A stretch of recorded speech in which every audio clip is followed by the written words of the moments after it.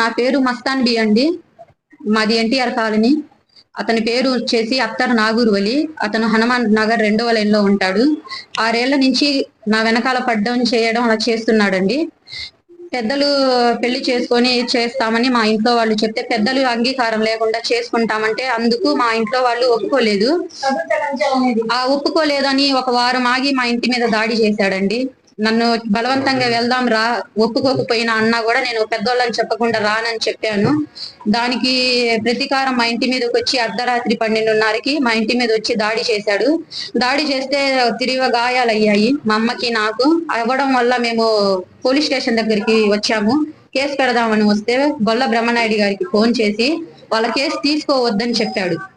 అందువలన మాకు పోలీసులు కేసు తీసుకోలేదండి. అక్కడి నుంచి ఇక్కడ వచ్చామండి, మళ్ళీ జనరల్ హాస్పిటల్ వినుకొండ.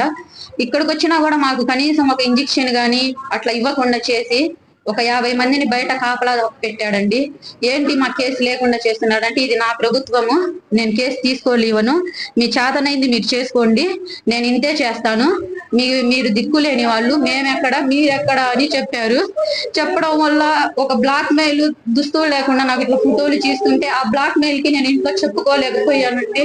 అట్లా చేస్తుంటే ఆ విషయంలో ఏంటి ఇట్లా ఫోటోలు తీస్తున్నామంటే నీ మీద యాసిడ్ పోస్తాను ఇంట్లో వాళ్ళకి చెప్తే అని చెప్పాడు.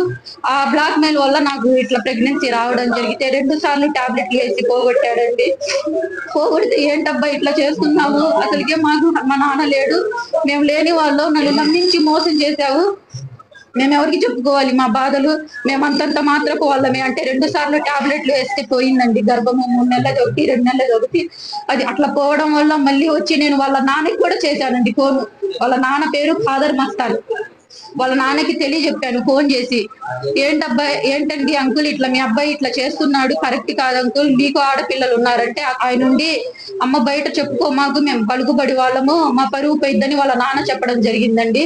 ఏంటబ్బాయి మళ్ళీ ఇట్లా చేస్తున్నావు, నన్ను ఎవరు చేసుకుంటారు పెళ్లి, అందరిలో నా పరువు పోయింది, నన్ను ఎవరైనా చేసుకుంటారు ఏందని అడిగితే, ఎవరికైనా చెప్తే యాసిడ్ పోస్తాను, నేనైతే చేసుకోను అన్నాడు.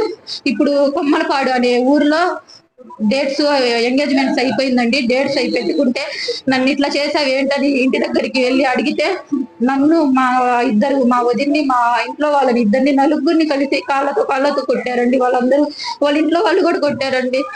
మాకు న్యాయం చేయాలి సార్. ఇట్లాంటి వాళ్ళు ఆడపిల్లల్ని ఎవరిని చేయకుండా, ఇట్లా ఎదటో వాళ్ళ ఆడపిల్లలకి చేయకుండా న్యాయం చేయాలి.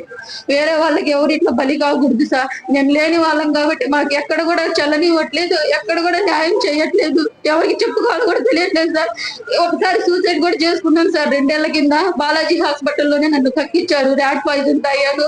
ఇప్పుడు అదే పరిస్థితి నాకు వచ్చిందండి. అంతకంటే నేనేం చేయలేదండి. న్యాయం చేయకపోతే దయచేసి న్యాయం చేయాలని కోరుకుంటున్నానండి. అతన్ని శిక్షించి అతను ఇట్లాంటి వాళ్ళని ఎవరికి అన్యాయం చేయకూడదని నేను కోరుతున్నాను సార్, గవర్నమెంట్ ద్వారా.